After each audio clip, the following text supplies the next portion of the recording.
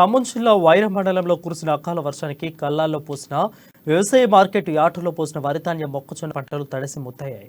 దీంతో రైతులకు తీవ్ర నష్టం వాటిల్లింది. రాత్రి ఎదురుగాలులతో కూడిన అకాల వర్షానికి కల్లాల్లో ఆరపూసిన వరి మొక్కజొన్న పంటలు పూర్తిగా తడిసిపోయాయని అన్నదాతలు ఆవేదన వ్యక్తం చేశారు.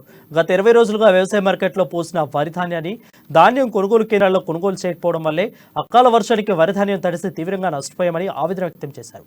వ్యవసాయ మార్కెట్ యార్డుల్లో కనీసం సరిపడా పట్టాలు పంపిణీ చేయడం వల్లనే నష్టం వాటిల్లిందన్నారు. అకాల వర్షానికి తడిసిన వరిధాన్యాన్ని వెంటనే కొనుగోలు చేయాలని, రైతులు ఆదుకోవాలని రైతులు డిమాండ్ చేశారు.